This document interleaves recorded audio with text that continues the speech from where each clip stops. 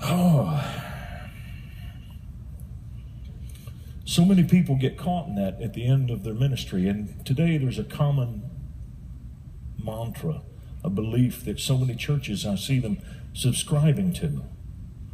It reminds me of this picture, and you're going to have to bear with me, you younger people. You don't know me that well. I'm a cowboy guy. I grew up in the West. My father was a professional rodeo cowboy. I grew up with pictures like this. All the calendars in our house had pictures like this. And this is a picture that I thought was totally appropriate to where a lot of churches are right now. Go ahead, guys, put it up. It's a C.M. Russell picture right behind me. Here it is. It's a very famous picture. It's called Waiting for a Chinook.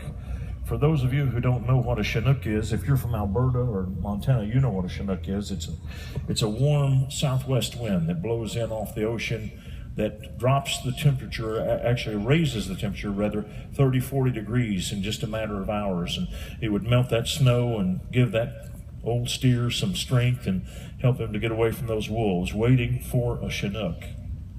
But this is what a lot of churches are doing right now, except I would retitle it and I would call it Waiting for the Revival. And there's so many that are like this today. They're waiting for the revival. Sad thing is, the revival's already here. Because if you look in the right places, souls are being won in record numbers. Marriages are being healed. We got the best marriage preaching and teaching that we have ever had in the body of Christ.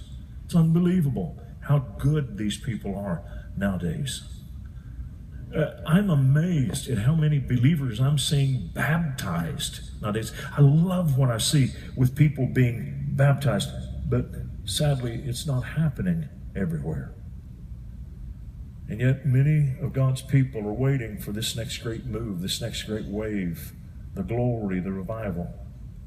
But they don't change anything. And it bothers me. It really does. I know change is not an easy thing. If it was easy, every church would be thriving. If change was easy, no business would go bankrupt. If change was easy, none of you would have a mullet.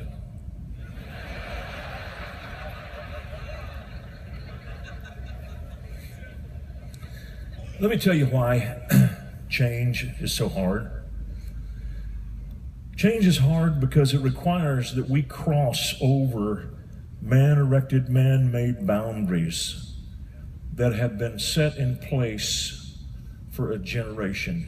Some of us are battling things that are more than one generation old, but most of us are fighting things that have only been set for one generation, just one.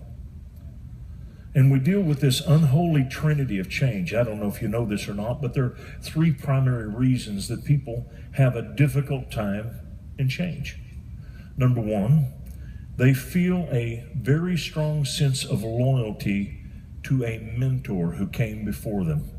That person might not even be living today, but they have a difficult time thinking about change because of that sense of loyalty. Number two, some people refuse to change because they have a deeply held misbelief. It's that they're mistaken. They have a commitment to something they believe is truth, and they won't let go of it, but they're mistaken in what they believe. They've never really allowed themselves to consider that this so-called principle they've embraced might not be as real as they think it is. And number three, and to me this is the least excusable of them all, some refuse to change because they have a concern about a disapproving fraternity. We're afraid of what our peers think. You don't care what the bar owner, the drug dealer, the sinners in your town think. It's your fellow pastor. It's the group you run with. Whether we realize it or not, those people may affect us more than what we realize.